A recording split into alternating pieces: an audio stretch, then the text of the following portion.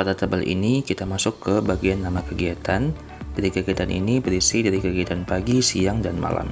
Bisa dilihat dari kegiatan yang pertama yaitu serah terima regu jaga pagi. Jika dilakukan maka dicentang. Untuk kegiatan kedua yaitu apel pagi warga binaan. Jika dibuat maka dicentang. Kemudian laporan harian warga binaan, jika dibuat dicentang juga.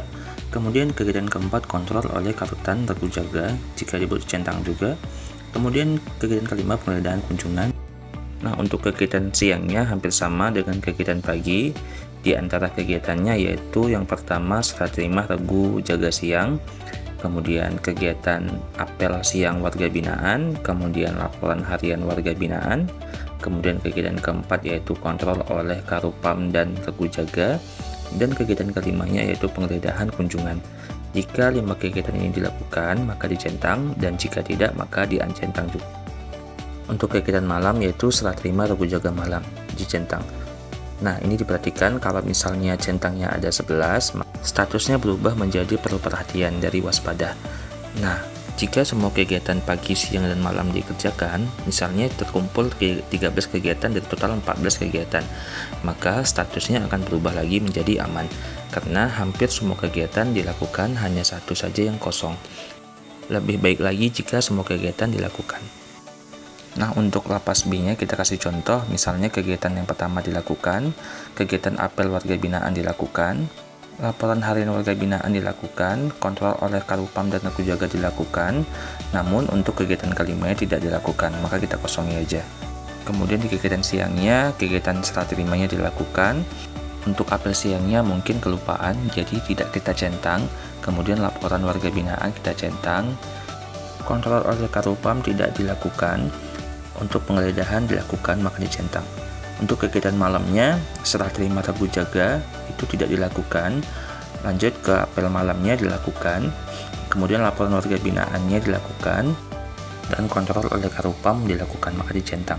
Jika 10 kegiatan, maka tetap itu status lapasnya menjadi waspada, karena ada 4 kegiatan yang tidak dilakukan. Nah, lanjutnya untuk lapas C, kita ambil contoh case aja, misalnya di lapas tersebut hanya melakukan 12 kegiatan, maka statusnya berubah dari waspada menjadi perlu perhatian, karena ada 2 kegiatan yang tidak dilakukan pada lapas tersebut, yaitu penggeledahan di pagi hari dan siangnya tidak dilakukan apel. Contoh terakhir di lapas D, misalnya di lapas tersebut melakukan semua kegiatan dari pagi, siang, dan malam. Lapas tersebut melakukan 13 kegiatan dan hanya 1 kegiatan yang tidak dilakukan. Jadi itu kondisinya hijau untuk aman, kuning untuk perlu perhatian, dan merah untuk waspada. Nah, tabel selanjutnya yaitu tabel indikator keamanan dan gangguan keamanan. Misalnya pelanggaran tata tertib, temuan barang terlarang, gangguan keamanan, percobaan pelarian, dan beberapa kondisi yang mengganggu keamanan lainnya.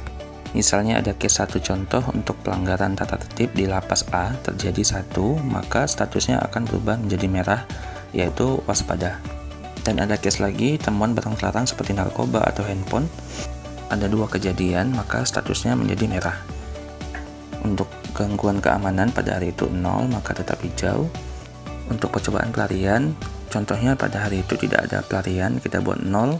Untuk kerusuhan kita buat 0 juga kan tidak ada. Untuk bencana alam kita buat 0 karena tidak ada. Berarti pada hari itu ada 2 indikator yang statusnya berwarna merah atau waspada.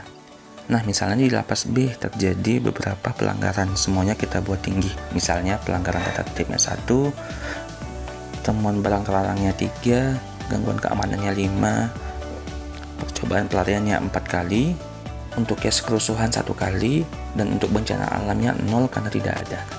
Maka bisa dilihat untuk kondisi keamanan di lapas B itu merah semua, tandanya bahwa kondisinya tidak aman. Nah, itu dia cara mengisi indikator keamanan di beberapa lapas. Terima kasih.